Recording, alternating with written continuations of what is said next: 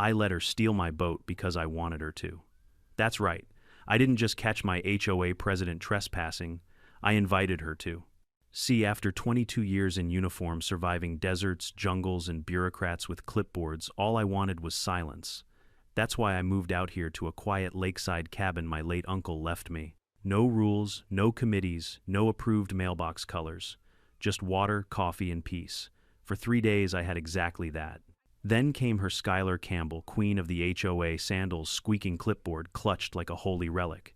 She said the lake was community property. I said over my dock. She didn't take that well. And when she tried to steal my boat, she found out what happens when you pick a fight with a man who builds his own traps. Before we dive in, tell me where you're watching from and what time it is there. And if you've ever met a Skylar in your life, hit that subscribe button. This one's for you.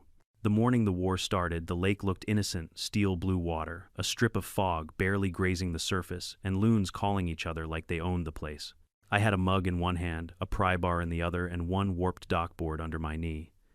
If peace had a sound, it was the soft tap of my hammer and the occasional crackle of pine needles in the sun.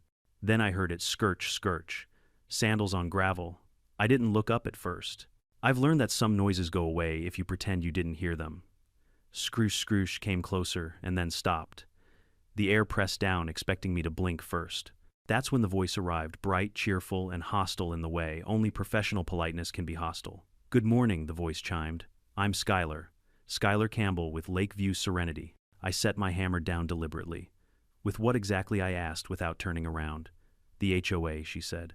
And she gave it capital letters the way someone says, the FBI, or the Vatican. I stood and faced her. Blonde bob cut like a metronome, big sunglasses that could reflect a confession pastel blouse under a cardigan that probably had a legal team on retainer. In her hands, a thick clipboard with color-coded tabs, a pen on a curly string, and a laminated badge that said President in crisp block letters. Sandals. Rhinestones. Of course. "I'm Benjamin," I said. "Benjamin Reed. New neighbor." Her smile intensified, which was not encouraging. "Wonderful. We just love welcoming new homeowners to the community." "Lucky for you," I said, "I'm not in the community." Skylar's smile shortened by an inch. "Oh, the cabin. Right." She glanced over my shoulder at the dock, at the no trespassing sign newly bolted to the post, at the second sign that said, "Private property, this means you." The last 2 words were hand-painted. I have good penmanship when I'm irritated. She lifted the clipboard and clicked the pen. "So, Benjamin. Do you prefer Ben? Or Benjamin is fine," I said. "What can I do for you, miss?" "Campbell Skylar," she corrected in the tone of someone who doesn't really want to be on a first-name basis but insists on it to establish jurisdiction. "I'm here just to introduce myself and, get you up to speed on how we do things here at Lakeview Serenity." I looked around at the water, the forest, and the empty sky. Seems pretty self-explanatory. A brief laugh that didn't reach her eyes. Adorable. We have a culture of shared stewardship, Benjamin trash pickups, shoreline cleanups, community events, that sort of thing. Historically, this stretch of shoreline, she gestured at my dock like she was choosing entrees from a menu, has been used for small gatherings, barbecues, and sunset socials. Historically, I said, this stretch of shoreline belonged to my uncle, and now it belongs to me. No barbecues, no socials. She clicked the pen again. Of course, we're very respectful of boundaries. She said the word like she'd read it in a book about endangered species. But because you're adjacent to common spaces, there's an understanding that neighbors can access the lake here, provided they leave no trace. I pointed with my pry bar toward a crushed beer can in the weed bed and a damp pile of ashes in the ring I'd dismantled the day before. "Your understanding leaves a lot of traces. That might have been teens," she said. "Or guests. You know how that is. I do. Which is why I installed cameras and posted signs." I nodded to the small lens tucked into the pine trunk, the red LED politely blinking hello. Skylar's smile slid another inch. "Oh, cameras. That's proactive. I'm a proactive guy." "Well then," she said brightly, flipping a tab on the clipboard, "let's be proactive together. We have a weekend access schedule for watercraft launches to avoid dock congestion. I'll put you down for Tuesdays and Thursdays for personal use and Saturdays for community no." Skylar tilted her head. It made a soft feathering sound against the edge of her composure. "I'm sorry. No, you won't put me down for anything. I'm not part of Lakeview Serenity. This land isn't deeded to the HOA. I checked. Twice. Technically, she tasted the word. Technically, you're not. But this cove has always been treated as a communal shoreline.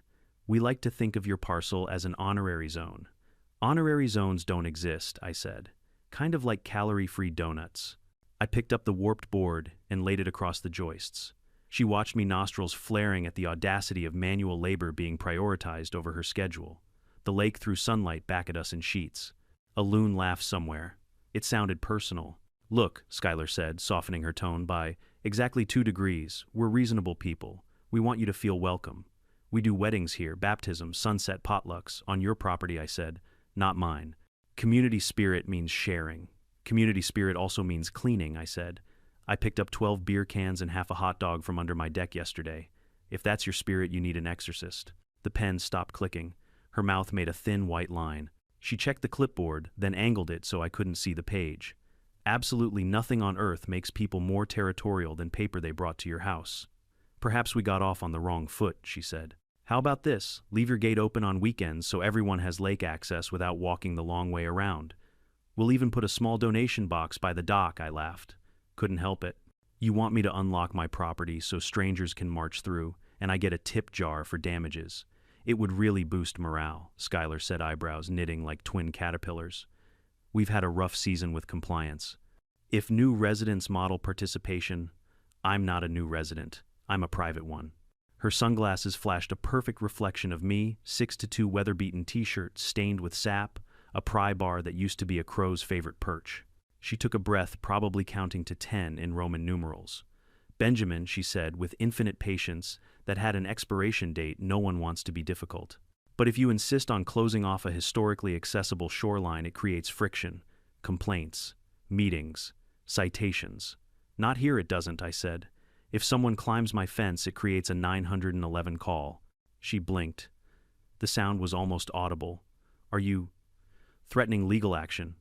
I'm promising it. There's a difference. A black SUV crept along the road behind the tree line, another board member, perhaps doing reconnaissance from the climate-controlled safety of a leather seat. Skylar clocked it, but didn't wave. She was in a scene and didn't want to ruin the blocking.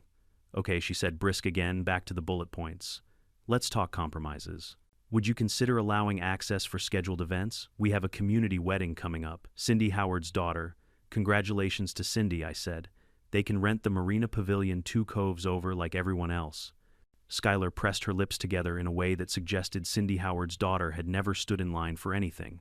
And baptism, she asked. It's a lake. It's tradition. My dock isn't a church, I said. And if it were, I'd be the pastor. Pastors don't let strangers rewire the altar because it has nice lighting. Wow, she said softly. Okay, I see. You're that type. What type is that? The type who thinks private property is a personality. She smiled again, glittering edges back on. We'll see about that. Skylar, I said, lowering the board and meeting her sunglasses dead on. If I walked into your backyard, set up a grill, and left beer cans in your pool skimmer, what would you call that? Something changed in her shoulders. A small retreat quickly covered. That would never happen. We have a gate. So do I said. 2, in fact. They'll be closed. She jotted something on her clipboard with the satisfaction of a person who likes to write the words she plans to weaponize later. We'll be in touch, she said, pivoted sharp military, and started up the path sandals, scraping a farewell that sounded like filing an appeal. Hey, Skylar, I called after her. She paused and looked back over her shoulder. The sun caught the edge of her lenses and turned them white as a lie. Your clipboard, I said. Does it have a tab for trespassing? The smile she gave me was all teeth and charity. Does yours have a tab for community goodwill? Right between don't litter and stay off my dock, I said. She left without another word. The SUV snuck away like a deer that had learned to parallel park. I stood there for a long minute, listening to the wake slap against the shore, the slow creak of the dock under my boots, the tick-tick of my cooling hammer. Then I went back to work. The board seated perfectly this time. Sometimes pressure helps. By noon, a brown HOA flyer had appeared under a rock near my mailbox. Welcome, new neighbor community guidelines you'll love. It read like a vacation brochure written by a parole officer. I tossed it into the burn barrel and watched it curl into ash. If peace had a smell, it was cedar smoke and hot coffee. That afternoon, while I replaced a shutter hinge and pretended I wasn't waiting for round 2, I started a notebook, Karen Surveillance Log, Vol. 1, Date Time Incident Outcome. I have found that if you document nonsense, nonsense becomes useful. 1410, HOA president attempted to schedule my doc for weddings. Outcome denial, elevated eyebrow. 1425, subtle threat of meetings, citations. Outcome reminder of gate, and 911. At 1730, I set two simple steel gates across the entry points, one at the road, one at the lakeside path that cut through the birches. Nothing dramatic, not a wall, just a physical sentence that said, full stop. I hung a little bell on the lakeside gate, not because I was whimsical, but because bells ring when someone forgets to read. As the light went copper and the wind came down off the ridge, I took my coffee to the end of the dock. The water mirrored the sky like it was trying to flatter it. A heron lifted itself out of the reeds in slow motion, one wing beat at a time, like a practiced bow to the evening. If tranquility were a drug, this was the dosage. That was when I decided two things. First, I wasn't moving, compromising, or negotiating my home into a public park because a woman with a laminated badge said honorary zone with her whole chest. Second, if Skylar wanted access so badly, I'd give her some on my terms. The plan didn't arrive all at once. It built itself out of memory and muscle, out of strange assignments in uglier countries, and the simple satisfaction of a well-laid snare that harms no one and proves everything. I didn't need to confront her. I didn't need a shouting match on Facebook. I just needed patience, good logging, and a certain boat that didn't mind doing figure eights. But that comes later. For the moment, I sat on my dock and watched the last orange smear fade to velvet. Somewhere behind the tree line, sandals found gravel again, testing my new bell. It chimed once, clear, bright, inevitable. If peace had a warning, that was it. The next morning, the bell didn't ring. That should have made me happy. Instead, it felt suspicious, like silence right before a storm front moves in. By day 3, the bell chimed again. Once, twice, pause. I leaned out the window. There she was. Skylar Campbell, queen of the lakeside jungle, strolling down my gravel drive like she'd been summoned by divine HOA decree. Clipboard in hand, sunglasses on lips, pursed into the shape of good morning, but sounding more like compliance violation. Benjamin, she called cheerfully. Hope I'm not catching you at a bad time. You are, I said, not moving. She laughed like that was adorable. Well, I'll make it quick. We're just having a community brainstorming session next week about improving our lakeshore harmony. We'd love for you to join. I kept sanding the window frame. Pretty sure I'm not on your mailing list. Skylar took 2 steps closer, heels crunching the gravel like punctuation marks. Oh, don't worry, I already added your address. You're part of the ecosystem now. Everyone around the lake contributes. I looked up. Contributes or gets milked, her smile flickered. Contributes, she repeated slower, as if teaching English to a raccoon. Anyway, I noticed you've installed new gates. Very fortress chic. I just wanted to remind you that blocking community access can lead to misunderstandings. Gates aren't walls, I said. They're sentences that end conversations. Skylar scribbled something on her clipboard, probably in a section labeled Future Lawsuits. Then she sniffed. You know, it would be such a shame if this lake lost its sense of unity. People used to come here for Sunday barbecues, for weddings, for trash disposal, I said. Don't forget that one. She blinked. The nerve twitched in her jaw. Benjamin, we're neighbors. Cooperation makes life easier. Why isolate yourself? Because I've met my neighbors, I said. Skylar's sunglasses tilted just enough for me to see her eyes bright, hard, and calculating. We'll see about that, she murmured. Again, that phrase was becoming her national anthem. When she left, I checked my security feed. She didn't head straight back to her SUV. She stopped by, the gate took photos, then crouched to read the sign like it was fine print in a surrender treaty. That night, I opened my notebook. Karen Surveillance Log Vol. 1. Entry number 2, 0940 attempted guilt-tripping relake access. Outcome sarcasm deployed successfully. Entry number 3, 1005 photographed gate. Outcome countermeasures pending. The next few days followed a rhythm. Morning coffee, quiet repair work, then the distant hum of HOA interference approaching like mosquitoes in coordinated formation. One afternoon, as I was painting the railing, a white SUV rolled up. Not Skylar's beige tank, but a sleeker model. Out stepped 2 women in matching polo shirts embroidered with Lakeview Serenity Volunteer Committee. Behind them, 2 identical chihuahuas barked like malfunctioning alarms. Good afternoon, the taller one called. We're here on behalf of President Campbell to discuss shoreline beautification. I thought she'd come herself, I said, lowering my brush. She's very busy, the shorter one said proudly. We're just collecting notes for next weekend's lake cleanup. We'll need full access to your dock for kayak staging. Not possible. They exchanged a look. The dogs yipped in protest. But the community voted I didn't. Sir, cooperation is mandatory, for I pointed to the sign again. Read the last 3 words. They squinted. This means, you, I nodded. Exactly. They retreated to their SUV in a flurry of offended whispers. 5 minutes later, I got a text from an unknown number. It would really help community morale if you left the gate unlocked for this event. S.C. I replied with a photo of my gate lock and the caption, morale remains secure. By the end of the week, Skylar was escalating. Flyers appeared in mailboxes around the neighborhood, help preserve our shared lake access. The photo showed my dock, my actual dock, with the caption, traditionally open to all. Traditionally, my patience was longer, not anymore. I printed a sign and mounted it directly above the dock stairs. Private property. Trespassers will be prosecuted, including clipboard carriers. The next day, Skylar returned, accompanied by her faithful lieutenants, the same women with matching visors, now joined by a man who looked like he ironed his jeans. They stood in formation like a suburban tribunal. Benjamin Schuyler said in her diplomat voice, "We need to talk about optics." Optics, yes. You've created an unwelcoming aesthetic. Those signs send a negative message. They send an accurate one. She took a deep breath. You're making this difficult. We could have been friends. I already have friends, I said. They don't come with bylaws. Her smile cracked for the first time. If you won't cooperate voluntarily, I'll have to file a formal notice of obstruction. I tilted my head. Obstruction of what community harmony? I don't think that's a felony yet. Skylar turned to her little counsel. See, this is what we're dealing with. The man muttered hostile vibes. I sipped my coffee and nodded. Correct assessment.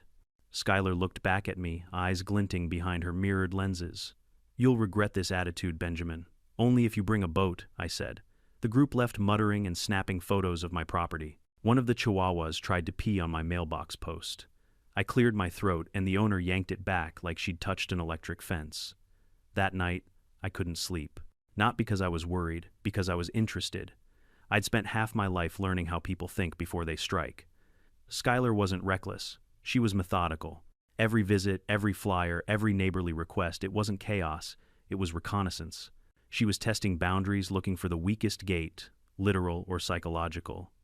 So I decided to build something stronger than gates, something she couldn't out-talk, outvote, or out-guilt. Out on the dock, under the cold spill of moonlight, I looked at my boat Ghost, a matte black electric craft, quiet as a whisper, wired like a secure military terminal.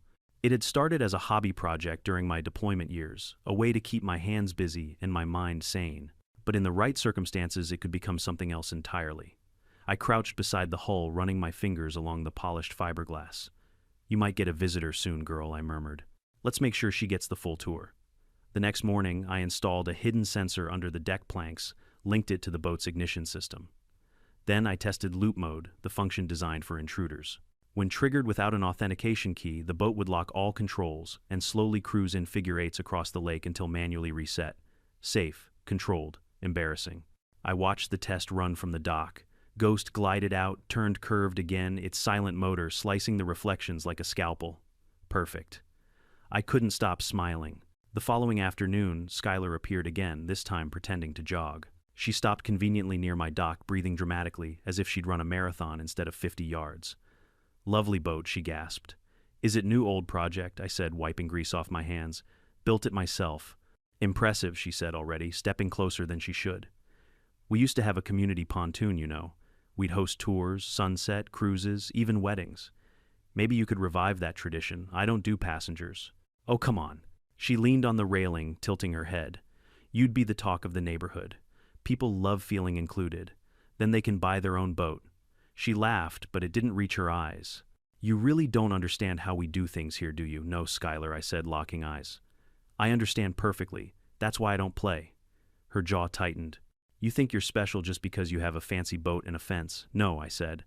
I think I'm safe because I do. For a moment, something ugly passed behind her sunglasses. A twitch, a glint of offense, turning into determination.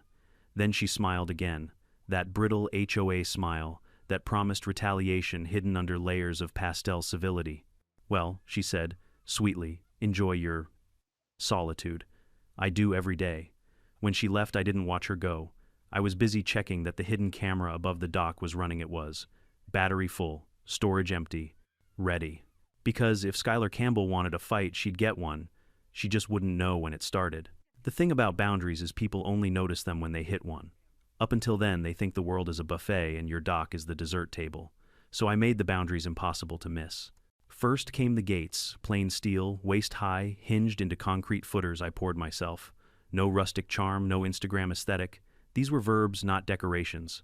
I welded a crossbar on each, and set padlocks that could probably survive a bear attack, and at least 3 HOA subcommittees. Next came motion lights that flicked on like stage cues, and a pair of small dome cameras tucked into the eaves where the swallows used to nest. I rerouted the old wiring, snaked a line into an encrypted recorder, and tied the whole system to my phone with silent push alerts. If my coffee steamed, I'd know. If a blade of grass thought about leaning over the property line, I'd know that too. By late afternoon, I'd hung a simple sign on each gate: stop, private property, ring bell, wait. And just below that, in smaller letters that carried the exact opposite energy, trespassers will be politely escorted off the premises by the sheriff's office. Repeated trespassers will be impolitely escorted. The bell was not decorative, brass shipgrade tuned sharp and clear. When it rang, the sound cracked down the birch lane and bounced across the cove. If peace had an alarm clock, this was it. The first ring came 20 minutes after I set the last screw. Ding. I wiped my hands, set down my driver, and walked to the lakeside gate. On the other side stood Skylar Campbell and 2 women I recognized from previous skirmishes, each wearing a visor that matched her pastel polo. The taller one had a clipboard, twin, lighter and thinner, like a junior license to meddle.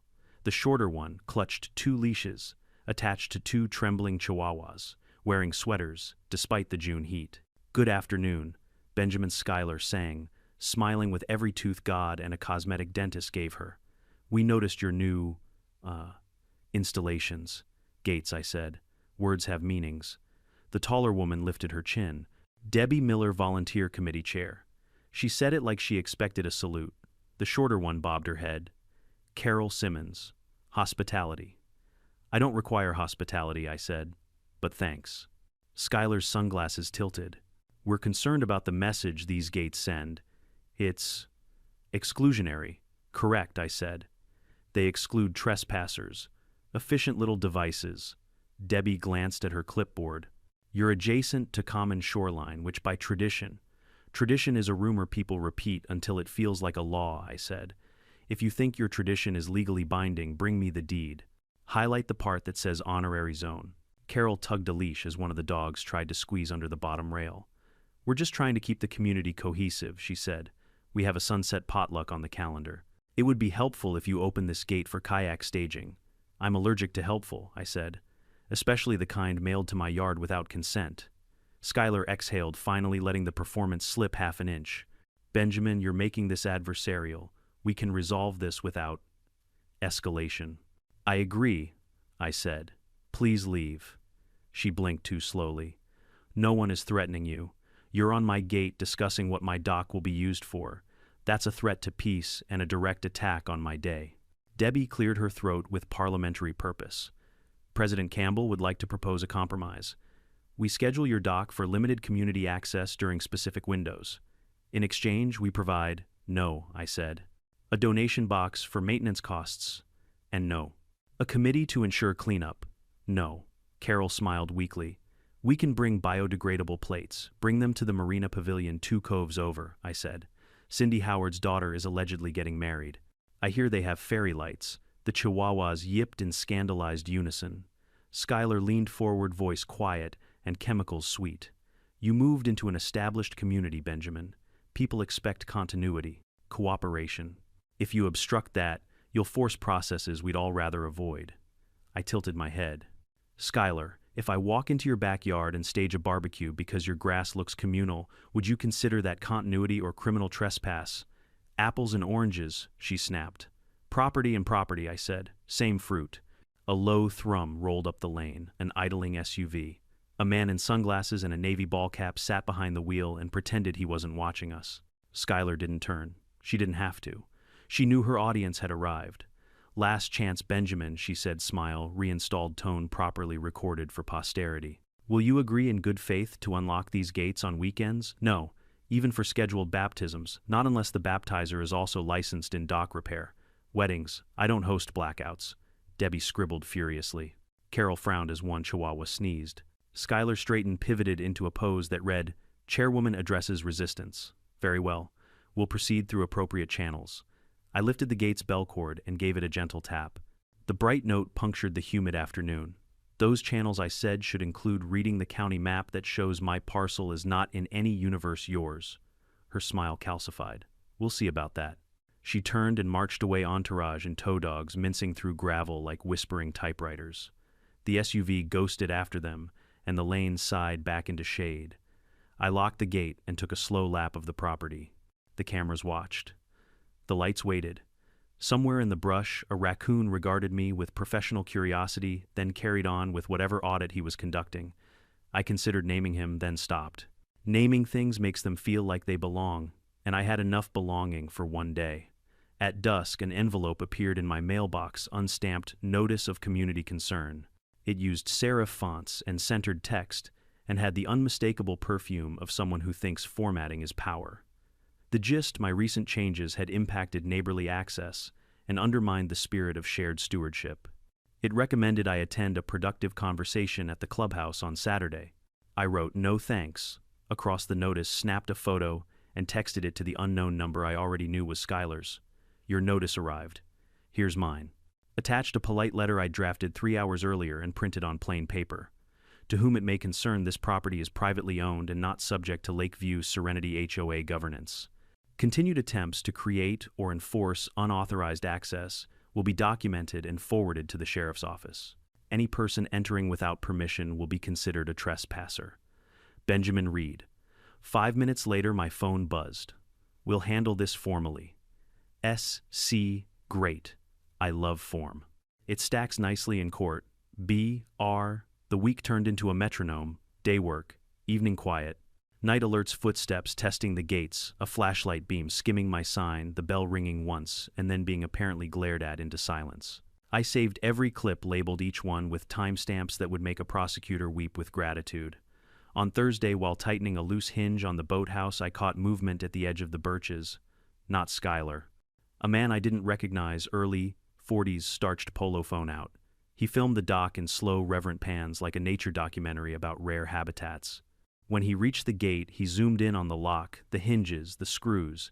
He wasn't casing, he was cataloging. "Can I help you?" I called. He jolted and pasted on a smile that might have been practiced in a mirror. "Oh, hi there. Beautiful morning. I'm Logan Pierce, Water Use Subcommittee." "How many subcommittees does it take to change a light bulb around here?" I asked. "Just one," he said, not getting the joke. "But it must file a memorandum." "Here's mine," I said. "Please leave." He left, but not before angling his phone over the top rail to snag a shot of the deck. I raised my own phone and took a photo of him taking a photo. Some exchanges are their own reward. That night, I sat on the dock with a single lantern and watched mosquitoes hesitate at the glow. On my phone, I opened the Ghost Control app, battery at 96%, GPS online geofence, armed loop mode, tested and ready. Not a weapon, a demonstration. A mirror held up to entitlement that would make entitlement dizzy. I could have called the sheriff then. I have a good practical relationship with the deputies. People who spend their lives stepping into other people's disasters tend to respect a man who keeps his own house in order. But there's an art to timing. If you call too early, the lesson never lands. If you call too late, you're cleaning up a mess you didn't need. So I set the hook and waited for the fish that thought it owned the lake. Friday morning, the bell rang twice. By the time I got to the gate, no one was there, just the trader routes of sneaker prints and a faint suggestion of perfume trying to conquer the smell of pine. A new flyer had been wedged under the latch. Community sunset, cruise reviving a Lakeview tradition. Stock photo of a pontoon boat. Date Sunday. Location Serenity Cove Dock. That was my dock's old nickname on their group page, apparently. It wouldn't be on the next draft. I took a Sharpie and added, AT the Marina in block letters, so big even a drone could read them. That evening, I heard tires on gravel and checked the front feed. Not an HOA SUV this time, county brown and gold. Deputy Mark Howard stepped out, hat tucked under his arm, face set in the blankness of a man who knows everyone's business and is determined not to show it. "Evening, Mr. Reed," he said when I met him at the road gate. "Deputy." Got a couple of calls, he said mildly. Concerns about access potential confrontations, you know how it goes. I do, I said. Got documentation you might like even more than I do. He smiled with his eyes. I'm sure. For now, just checking in. Everyone's staying civil as people can be while trying to conscript private property, I said. He nodded. Keep your logs. Call if anyone crosses the line. We shook hands. He left without inspecting the dock or the boat. Howard's a smart man. He knows the difference between a boundary and a trap, and that knowing it out loud is not always required. When the taillights disappeared, the cove fell quiet again. The moon rose fat and satisfied. Across the water, a single porch light clicked on in a beige house with perfect shingles and an HOA-approved sole. A silhouette moved behind the curtains. It looked suspiciously like a woman holding up a phone to film the night. She didn't retreat, I said to the water. She regrouped. And that was fine. I was regrouped too. The plan didn't start with revenge. It started with maintenance. That's what I told myself anyway as I sat cross-legged in the boathouse, surrounded by wires, toolboxes, and the faint metallic smell of lake water drying on aluminum. Ghost sat on her trailer like a panther waiting for release, matte black fiberglass, a clean sweep of engineering and obsession. She was my peace project, some guy's garden after retirement. I built something that could outrun it. Originally, Ghost was meant for quiet mornings, fishing, drifting, watching the fog lift from the far banks. But like every good machine, she had potential. The onboard computer I'd built from scratch had more processing power than my first deployment laptop. GPS lock, remote diagnostics, encrypted access. Then, after the first trespassing incident, I added something extra: loop mode. Loop mode was simple. If anyone started the engine without my authorization code, Ghost locked all manual controls, throttled to a safe cruising speed, and traced an endless figure-8 pattern until I reset it.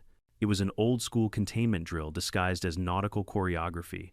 No danger, no crash, no escape. A lesson that lasted as long as the battery did. I hadn't used it yet, until Skylar Campbell made the shortlist. The next few days, the lake was quiet.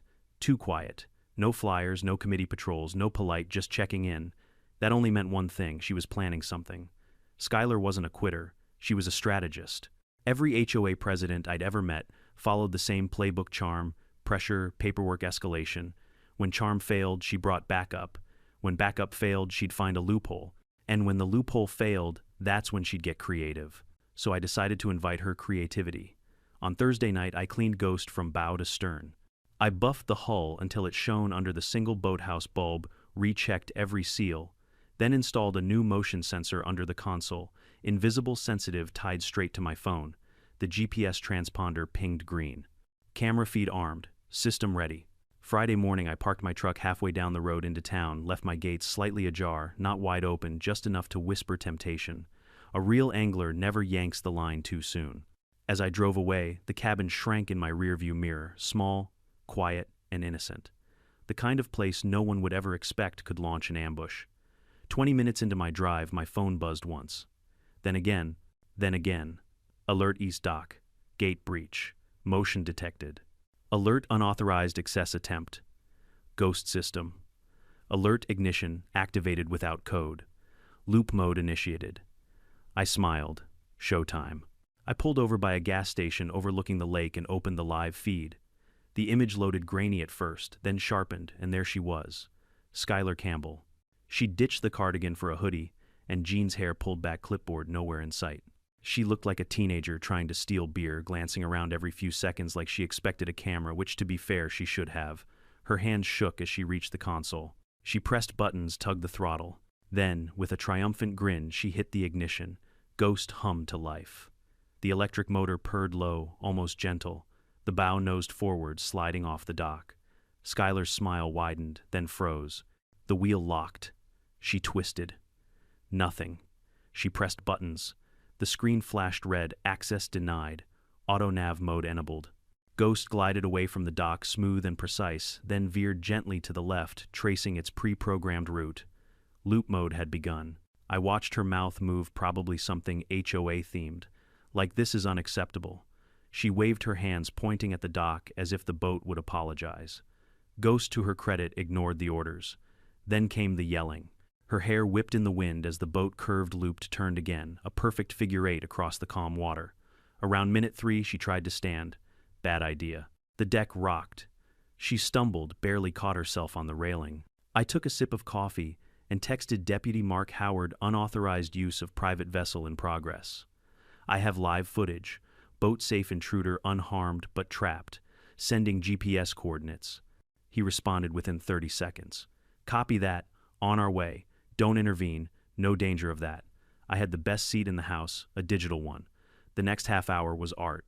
Ghost kept looping, slicing silver wakes through the water as Skylar spun like a disgruntled carousel operator. She shouted something toward the shore, but her voice barely carried across the distance. Her phone probably had no signal out there, the one thing I hadn't even needed to engineer. When the deputies' cruisers finally rolled up to my property, I drove back. By the time I reached the dock, the sun was painting the lake in orange streaks, and Ghost was on her 22nd lap.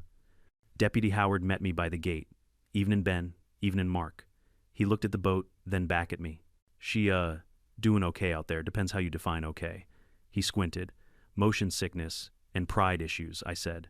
Equal parts. Howard nodded slowly. She in danger. Nope. Auto-stabilized. Max speed 6 knots. She'll get bored before she drowns. The younger deputy beside him coughed to hide a laugh. All right, Howard said, pulling out his radio. We'll call the fire boat to escort her in when she's done spinning. Appreciate it, I said. I've got the footage if you want it. Oh, I'll want it, Howard said, half smiling. The DA's gonna frame it. We stood there for a while, the three of us watching Skylar circle the lake like a furious moon. Around minute 40, she sat down. Minute 45, she slumped. By minute 50, she looked ready to join the fish. When Ghost's battery dropped below 20%, the system automatically guided her back to the dock. The motor slowed, the bow aligned, and the boat coasted to a perfect stop, with a gentle bump against the rubber bumper. Skylar tried to stand, missed. Landed half in, half out of the boat, one sneaker in the water. Deputy Howard caught her by the arm before she face-planted. Ma'am, he said in the calm tone of someone explaining gravity to a toddler, you're trespassing. I was ensuring community safety, she croaked, clutching the railing. That man's vessel was blocking access. Howard looked at me. I shrugged. She blocked it better than I ever could. The medic checked her over. No injuries, just nausea and a deeply bruised ego. Howard turned back to me. You sure you don't want to press charges? Not yet, I said. She's learned more in one loop than a courtroom could teach. Still, we'll take statements. I handed him my phone, showing the alerts and timestamps. Then I scrolled through the video, Skylar sneaking in, fumbling at the controls the exact moment Ghost rolled out to sea. Howard let out a low whistle. You know, he said, I've seen drunk boaters, runaway jet skis, even one guy who launched a pontoon with his truck still attached. But this? He chuckled. This is art. Performance art, I said. As they escorted Skylar toward the ambulance, she turned to glare at me, eyes bloodshot, lips trembling. You'll regret this, she hissed. I doubt it, I said. Abuse of technology, endangerment, I'll sue. Get in line, I said. It's a long one. She was loaded into the back of the ambulance, still shouting about bylaws and boating ordinances as the doors closed. Howard handed back my phone. Well, Ben, I think that's a wrap. Appreciate it, Mark. He tipped his hat. Next time, maybe set the loop to figure 9, just to keep things fresh. I laughed for the first time in days. I'll consider it. As the sirens faded up the road, I sat on the edge of the dock. Ghost's hull dripped silver threads into the lake. I reached out, patted the smooth fiberglass. Good girl, I said quietly. Mission complete. The sky dimmed, and for the first time in weeks, the water was perfectly still. No clipboards, no flyers, no HOA sermons about community spirit, just the quiet hum of evening and the faint ring of victory that only silence can make. For a soldier turned hermit, it was better than a medal. But I should have known better. In HOA, war's peace never lasts long. By the next morning, the whole lake knew. The HOA grapevine works faster than Wi-Fi. By breakfast time, I'd already spotted 2 paddleboarders floating a little too close to my dock, pretending to stretch while sneakily filming the crime scene. By noon, a post titled Shocking Abuse of Power by Reclusive Cabin Owner hit the Lakeview Serenity Facebook page. It had one blurry screenshot of Skylar half collapsed on my deck hair plastered to her forehead like seaweed, and a caption that said, "This is what happens when neighbors weaponize technology." It had 43 likes, 19 angry reacts, and 1 laughing emoji from Deputy Howard. I screenshotted that one for later. The comment section read like scripture from the Book of Karen. He could have killed her. Typical ex-military aggression. That man has cameras everywhere, it's giving Big Brother. Maybe if she'd stayed off the boat. That last one was from Cheryl Bennett, one of the quieter HOA board members. I remembered her. She was the only one who'd actually said hello when I moved in. Her comment had 68 likes before it mysteriously vanished an hour later. Skylar, it seemed, had started damage control. By that evening, her beige SUV was back in her driveway, headlights glaring across the water like searchlights. I sat on my porch, beer in hand, listening to the chorus of crickets and the faint whir of my camera feed syncing. Ghost rested peacefully at her moor, recharging. Her hull still carried faint scrape marks from Skylar's panic grip like war paint. I wasn't mad. I was curious. People like Skylar never stop at embarrassment. They escalate. And I was right. At 8:43 p.m., I got an email from a law office, Mitchell Green and Associates. The subject line, notice of pending civil action. Of course, 3 days later, I was sitting in a beige conference room at the county mediation office. The table was large enough for peace talks between rival nations, but the energy was pure PTA meeting. Skylar sat on the far end, hair, perfectly curled, sunglasses, indoors, sipping from a metal water bottle like it contained holy water. Beside her was a young man in a shiny navy suit and too much cologne, Mitchell Green himself. He looked like he'd lost a bet with a hair gel commercial. Across from them sat me and my lawyer, Donna Carter, mid-40 steady eyes, voice like a clean cut of steel. Former JAG officer. When I'd shown her the footage, she didn't say, "You're screwed," or "This is insane." She just said, "We're going to enjoy this." The mediator, a woman who'd probably seen worse than both world wars, cleared her throat. "All right, Miss Campbell, Mr. Green, would you like to start?" Mitchell smiled with the confidence of a man who'd practiced it in the mirror. "Certainly. My client, Miss Campbell, experienced severe distress due to Mr. Reed's reckless use of a dangerous device, namely a motorized boat equipped with unauthorized remote systems capable of trapping individuals." Donna leaned forward. "Unauthorized by whom?" "By common sense," Mitchell said. Donna's eyebrow twitched upward. "Not a statute I'm familiar with." Skylar shifted dramatically. "He humiliated me. He lured me. That boat was left unattended, unsecured, like an invitation to the community. I was simply checking for safety hazards." I took a slow sip of my coffee and then decided to steal it. Her sunglasses turned in my direction. "Operate it," she corrected. "Without permission. I thought it was community property." "Funny," Donna said, flipping open a folder thick enough to stun a bear. "Because 2 weeks ago you told him, and this is your voice on video, technically it's not part of the HOA, but we treat it like one." Skylar froze. Mitchell cleared his throat. "That statement was, taken out of context." Donna smiled like a predator stretching. "Oh, there's context. I've got the whole conversation here." She slid a USB drive across the table, time-stamped, with corresponding GPS data showing Miss Campbell entering my client's private property 36 minutes later. Mitchell hesitated. "We're not disputing her presence. We're disputing intent." "Intent to what? Float in circles?" I asked. Skylar's lips pressed thin. "He trapped me. That boat locked me in. I was helpless." Donna leaned back. "Helpless enough to spend 43 minutes screaming at a machine while refusing to press the large red stop button labeled Emergency Dock Return." Silence. The mediator coughed delicately. Mitchell regrouped. "The issue, Your Honor." "Not a judge," the mediator interrupted. "The mediator," he corrected, forcing a smile, "is that Mr. Reed intentionally designed a dangerous device and used it to inflict emotional harm." Donna opened her second folder. "This is the owner's manual for Ghost. Every safety protocol documented every feature within Coast Guard compliance. She even had a life jacket onboard, size medium." "I believe that fits, Miss Campbell." Skylar flinched. Donna wasn't done. She produced more documents, the county parcel map showing my property line outside the HOA boundary, my purchase deed, the sheriff's incident report, and the pièce de résistance, a printed transcript of the HOA bylaws. Section 4, subsection B, Donna read aloud, states that the HOA's jurisdiction applies only to lots explicitly registered within Lakeview Serenity. Lot 91, Benjamin Reed's property, is listed as independent non-HOA land, meaning you have about as much authority there as over the moon. Mitchell tried to object, but had nothing. Donna leaned forward, voice calm. "My client has tolerated repeated trespassing, harassment, and attempted use of private assets. The fact that he responded with a non-lethal automated deterrent instead of, say, a police report for theft should be considered generosity." The mediator nodded slowly. "So, Mr. Green, are you maintaining your complaint?" Mitchell glanced at Skylar. She stared back, jaw trembling, then whispered, "Yes."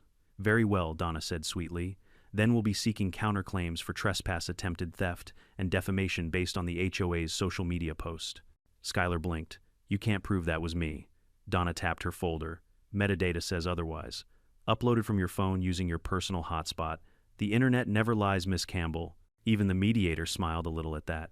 By the time we left the room, Skylar looked like someone had unplugged her from the wall. Mitchell muttered something about reviewing options, which was lawyer speak for we're doomed but too proud to admit it. Outside, Donna put on her sunglasses and grinned. You make enemies the way other men make coffee. Efficiently. Old habit, I said. Thanks for handling that. Don't thank me yet, she said. People like her. They don't surrender. They self-destruct. Keep your cameras rolling. She was right. A week later, the county court dismissed Skylar's lawsuit with prejudice, meaning she couldn't file it again. The verdict landed like a thunderclap on the HOA page. Cheryl Bennett posted a single comment. Justice takes a boat ride. It lasted 15 minutes before vanishing, but screenshots lived forever. Then came the real storm. Within days, an anonymous letter circulated among HOA members listing every incident Skylar had caused over the past 3 years, trying to reassign a disabled parking space to her yoga instructor, taking a neighbor's lawnmower for community, use and spending HOA funds on decorative clipboard holders. I didn't write it. I didn't have to. By Friday, a petition appeared, remove Skylar Campbell as HOA president. It passed unanimously. When I got my copy in the mail, it came stapled to a note in neat handwriting. Dear Mr. Reed, while the HOA does not condone theft or trespassing, we sincerely thank you for doing what none of us had the courage to do. Enjoy your peace. Cheryl Bennett. I pinned it to my fridge. Across the lake, Skylar's house went dark for 3 straight nights. Then a for sale sign appeared in the yard. Within 48 hours, she was gone. No announcement, no goodbye post, just a silence so heavy it made the whole lake feel lighter. I stood on my dock that evening, watching ghosts drift under the orange glow of sunset. The water lapped gently against the hull, rhythmic calm, unbothered. For the first time in months, there was no clipboard glinting through the trees. Peace. Real peace. And I had earned every second of it. You'd think that after being escorted off my dock by law enforcement spinning for nearly an hour, like a malfunctioning carousel, and losing her title as HOA president Skylar Campbell, would have done what most people do after humiliation. Retreat, regroup, maybe start a wellness blog. But Skylar wasn't most people. She was a bureaucratic terminator wrapped in beige polyester, a creature who lived off drama the way fish lived off water.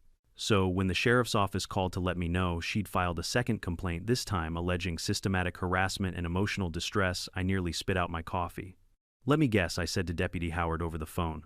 She's claiming my trees looked at her wrong. Howard chuckled. Close. Says your cameras follow her car. Well, they point in that direction, I admitted, because that's where the road is.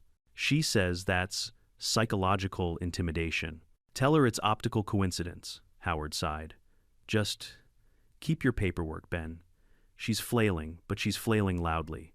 I thanked him and hung up, then looked out at the lake, calm, reflective, unaware of the storm brewing on land. Ghost floated silently in her berth, the model of serenity. I wish I could have said the same for the HOA board. A week later, an official notice arrived, Campbell versus Reed civil hearing scheduled. She'd actually gone through with it. The courtroom was small, the kind designed for traffic violations and domestic spats, not full-blown HOA warfare. Yet somehow, Skylar managed to turn it into theater. She arrived early wearing a dove-gray blazer pearls and her signature sunglasses indoors again. Her new lawyer wasn't Mitchell Green, rumor had it he'd jumped ship after the last embarrassment, but a woman named Patricia Horn, sharp-suited and equally sharp-tongued. Donna Carter and I walked in 5 minutes before the hearing. She carried only one folder, thin, calm, and confident. I carried coffee, always coffee.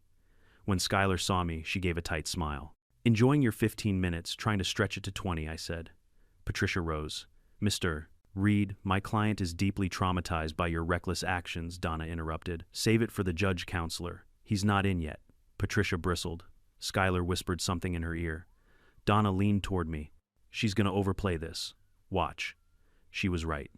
When the judge entered, a gray-haired man named Judge Halbrook, with the patience of a glacier, Skylar launched into her opening statement like a martyr auditioning for sainthood. Your Honor, I was simply ensuring the safety and accessibility of our community when Mr. Reed's weaponized boat entrapped me on the lake. I was terrified, dizzy. I could have drowned. Halbrook adjusted his glasses. Was there any water in the boat, Miss Campbell? She hesitated. No, but the possibility. Did the defendant at any point threaten you physically or verbally? No, but he engineered a trap. Halbrook sighed. Continue. She did for 20 straight minutes. Words like trauma, intimidation, and technological ambush flew across the courtroom like confetti. Patricia nodded solemnly at each one, occasionally shooting me a glare so intense it could have been entered as evidence. When it was finally Donna's turn, she stood, walked to the podium, and pressed play on a small tablet. The courtroom speakers came alive with crystal-clear audio. Access denied. Auto-nav mode enabled. Skylar's voice. What no, stop. Stop turning. Boat system. Automated safety protocol active. Skylar. You stupid machine. I'm the president. Laughter rippled through the room before the judge banged his gavel. Donna let it play 15 more seconds, enough to show Skylar waving her arms like a conductor, having a meltdown before pausing it. Your Honor, Donna said, as you can hear, my client did not endanger Miss Campbell. In fact, the system clearly states it's an automated safety feature. She wasn't trapped, she was protected from herself. Patricia shot up. Objection dramatization overruled, the judge said, not looking up. Continue. Donna nodded and handed him a document. These are the GPS logs showing the boat's path, speed, and automatic return sequence, all within legal safety limits. We also have security footage of Miss Campbell entering my client's dock without consent. The judge scanned the paperwork, expression neutral. Miss Campbell, were you invited onto the defendant's property? Skylar stammered. I was acting in the interest of the community. Answer the question. No. And did you attempt to operate his boat? Yes, but thank you. You may sit. Donna's final blow came quietly. She opened her thin folder and withdrew a single printed sheet, a screenshot of Skylar's deleted Facebook post with the caption, "This is what happens when neighbors weaponize technology." Your Honor, Donna said smoothly, this post was uploaded from Miss Campbell's account and circulated throughout the HOA. It has since been deleted, but the damage was done. My client was portrayed as a violent recluse. The sheriff's office even had to field nuisance calls about him. That's defamation. The judge looked at Skylar over the rim of his glasses. You wrote this, Skylar's voice dropped to a whisper. It was emotional. Most things are, Miss Campbell, he said dryly, but emotions don't override property law. He tapped the gavel once. Case dismissed with prejudice. Miss Campbell, you are to remove all posts and issue a public retraction within 72 hours. Mr. Reed, you're free to go. Bang. Done. Skylar's mouth opened and closed like a fish gasping for oxygen. Patricia packed up in silence, already mentally sending her bill. Donna leaned over and whispered, "That was fun. Let's do it again sometime."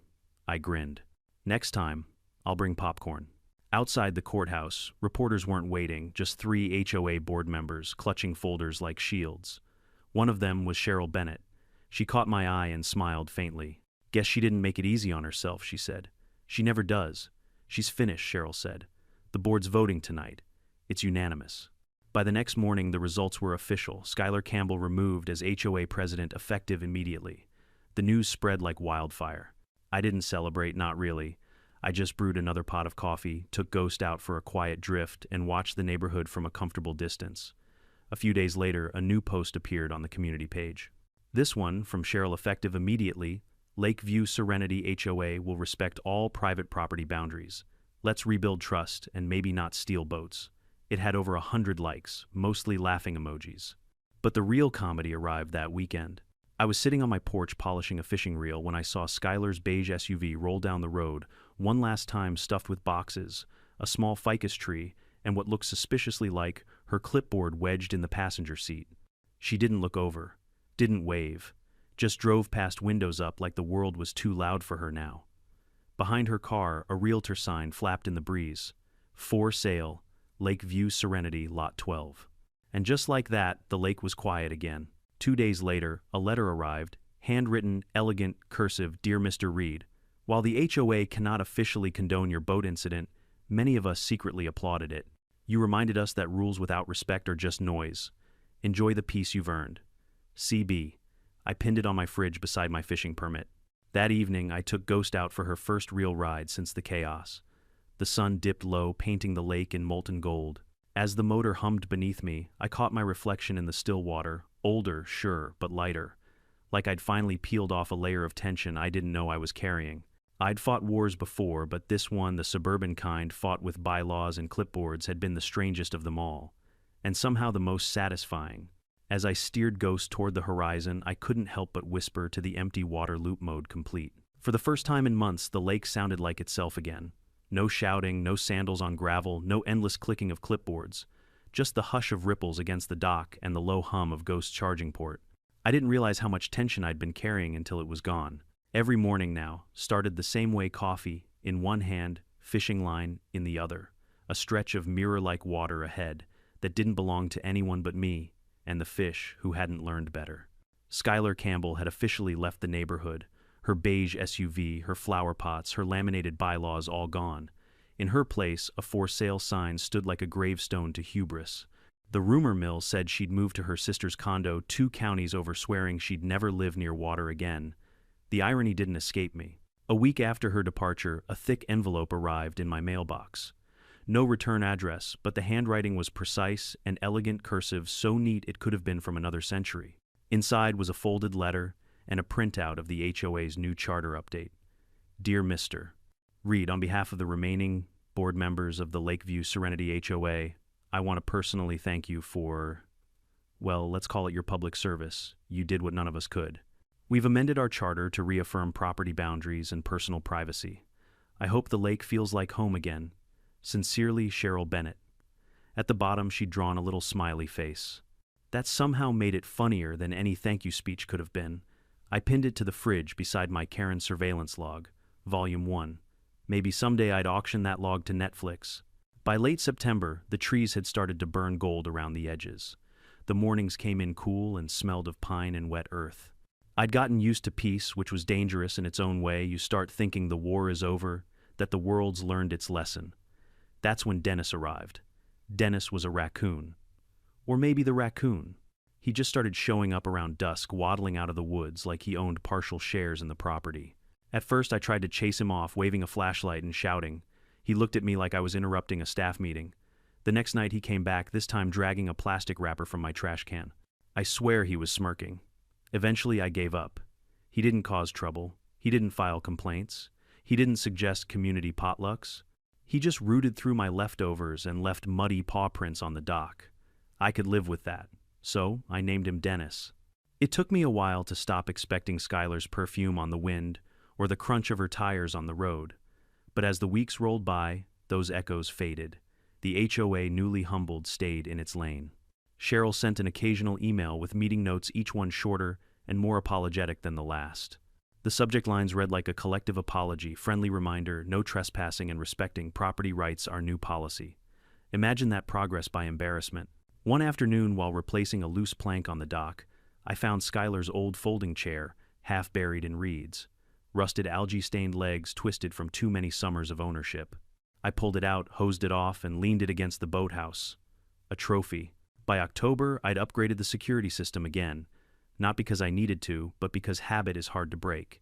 The new setup linked all the cameras, motion sensors, and gate locks to one master console. Ghost now had facial recognition, which was both convenient and petty. If the system ever detected Skylar's face again, it would automatically trigger a voice alert through the dock speaker: unauthorized user detected. Please consult your therapist. Not that she'd ever return, but it made me smile just knowing it existed. That same week, I invited Deputy Howard over for a beer. He pulled up in his county cruiser boots, dusty grin easy. So he said, leaning against the railing, heard the queen bee finally buzzed off. Far and fast, I said. Probably started a new hive somewhere. He chuckled. You know, we still get calls from other HOA presidents asking what exactly happened out here. My report just says, loop mode educational demonstration. Accurate enough. He raised his bottle, to peace with teeth. I clinked his bottle, and silence with sensors. That night, I sat on the porch with Ghost's charging light glowing faintly blue behind me. Dennis rustled in the trash, and an owl called from the woods. The lake shimmered silver under the moon, smooth as glass. For the first time since I moved in, it finally felt like home. I thought back to the day I'd arrived, the burnt coffee, the creaking dock, the hopeful belief that peace could last without effort. I'd been wrong about that part. Peace doesn't last by accident. It lasts because you defend it. And sometimes defending it means building a boat that bites back. The winter passed quietly. Snow draped the pines, the lake froze to glass, and I spent evenings by the wood stove tinkering with Ghost System or reading old field manuals out of nostalgia. Every now and then I'd receive a postcard, sometimes from Cheryl, sometimes from neighbors. I barely knew simple notes like, "Thanks for standing your ground. Lake's quieter now. Feels safer." We still laugh about loop mode. If you'd told me a year ago that I'd become a local folk hero for trapping an HOA president on a boat, I'd have laughed. Yet somehow that's exactly what happened. By spring, even the raccoon had mellowed into routine. Dennis would climb the porch steps every other evening, tap his paw on the railing like a doorbell, and wait for a scrap of jerky. When I didn't oblige, he'd steal it himself. He reminded me of Skylar, sometimes persistent, entitled, but smarter. Dennis never tried to own the lake. He just visited it. One morning, just after dawn, I took Ghost out for a quiet drift. The sun climbed slow and pale, the mist curled off the water like smoke from a resting fire. I let the engine idle, feeling the soft rumble through my boots. Halfway across the lake, I cut the power completely. The silence that followed wasn't empty, it was earned. In that stillness, I thought about the years of service, the battles abroad, and the strange little war that followed me home. It wasn't about land or water, not really. It was about the same thing soldiers have fought for since the beginning of time, the right to peace, however small, however fragile. I smiled and whispered to the lake, "Guess we both made it." Now, whenever people ask if I'd ever move back to the suburbs, I just laugh. Not unless they drain this lake, I tell them, and even then I'd buy the crater. These days, my biggest complaint is that Dennis learned how to open the cooler. I'll take that kind of problem any day, because peace, when you've fought for it, isn't just silence, it's satisfaction. It's the sound of nothing going wrong. It's knowing that when the world knocks on your gate with a clipboard, you've got a lock and a boat ready to answer. And if Skylar Campbell ever decides to visit again, let's just say Ghost got a few upgrades. The cameras now recognize entitlement. As the evening sun bleeds into the horizon, I settle into my chair on the dock. A cold beer in hand, Dennis snuffling somewhere nearby. Ghost resting quiet and loyal. The air smells like pine ozone and victory. I raise my bottle to the fading light and say softly, "You don't mess with an old soldier's silence, because silence, after all, is sacred. And this lake, it finally learned who it belongs to." Sometimes peace isn't about escaping noise, it's about teaching the noise to respect boundaries. We live in a world full of people like Skylar Campbell, people who mistake control for care and community for ownership. But the truth is, simple respect isn't given by title or clipboard, it's earned by character. Benjamin Reed's story isn't just about revenge. It's about reclaiming calm in a world that constantly tries to take it away. It's about knowing that silence isn't weakness, it's strength that's learned how to breathe. So if you've ever had a Skylar in your life, someone who pushed, prodded, or tried to claim what's yours, remember Benjamin's lesson: stand your ground, but do it smart. Defend your peace with wit, patience, and a touch of humor. Now tell me, have you ever faced a Karen or a HOA nightmare of your own? Share your story below. And if you enjoyed this wild ride, make sure to subscribe, because in this channel, justice always finds its way back to the lake.